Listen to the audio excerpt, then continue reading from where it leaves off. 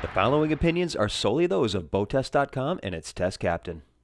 Hi, Captain Steve for BoatTEST.com. Today, we're going to test and inspect the new Key West 244cc, which is the largest center console in the Key West lineup. She has a stepped hull for higher speeds and better fuel economy, and our test boat was powered by twin Evinrude E-Tech G2 150 HO outboards. We'll start by taking a look at the performance. We tested on an 85-degree day at nearly 1,000 feet of altitude in fresh water.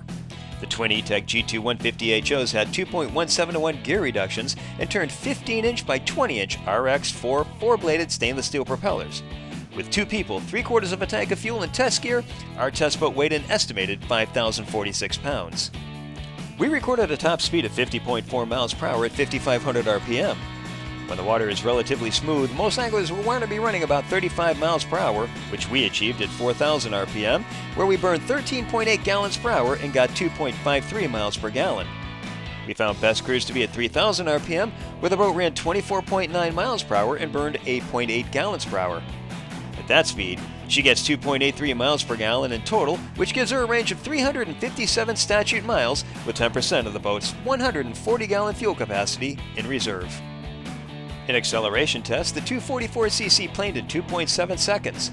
She reached 20 miles per hour in 3.3 seconds and 30 miles per hour in 4.9 seconds. During hard acceleration, we recorded 24 degrees of bow rise. The E-Tech G2 150 HOs come standard with digital shift and throttle, which makes the shifting and throttling process smooth and precise. Evinrude also equips the motor with the iTrim automatic trim system that beginners will like and can be turned off if the driver prefers to trim the motors manually. Key West says this boat was designed for blue water fishing, and she has a sharp forefoot to cut through the waves with minimum of pounding and a pronounced bow flare to keep the boat dry. She carved through turns, leaning into the maneuvers, and came back around in the opposite direction nimbly. Notice that only the engines move when the wheel is turned. The E-Tech G2 150 HO comes with Evinrude's G2 midsection that has integrated hydraulic steering. Few moving parts result in a cleaner stern and less components exposed to the elements. For owners who plan to keep their boat in a slip or on a mooring in salt water, the motors trim up to 81 degrees, which gets the entire engine out of the water. The 244cc rides on a deep V design with a variable dead rise that is sharp forward and measures 24 degrees at the transom. She's built with hand-laid fiberglass, and the builder says that she has a 10-year warranty. To help an owner match the engine color to the boat, Evinrude offers the E-Tech G2 150 HO with 7 color choices for the motor's side panels and 14 different accent stripes. Now, let's step aboard the 244cc and see what she offers a fishing family. Across the stern, there are 5 rod holders, and notice how uncluttered the splash well is thanks to the E-Tech G2 150 HO's clean rigging tubes and internal steering. There are swim platforms on each side of the transom, and to port is a 3-step reboarding ladder. Ahead of the ladder, the transom is cut down to make it easier to step into the cockpit. In the cockpit, the optional bench seat folds out to provide space for a couple of people. We measured aft cockpit depth at 2 feet 2 inches. Drains for the self-bailing cockpit are in each aft corner, and they empty directly overboard through 1.5-inch diameter through-hull fittings. Outboard on each side of the stern, we found 18-gallon live wells with clear hatches, rounded corners, blue finish, and dedicated water systems. Key West says the T-top is one of the most popular options on the 244cc.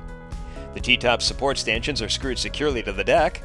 The deluxe version on our test boat came with life jacket storage, a radio box, spreader lights, and rocket launcher type rod holders.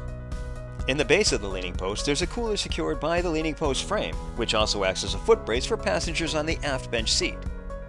Our test boat had the optional leaning post with 4 rocket launchers across the back, and the optional side-by-side captain seats with fold-up bolsters. The 244cc's Helm has a tilt wheel, and the trim tab buttons are properly positioned ahead of the digital shift and throttle controls.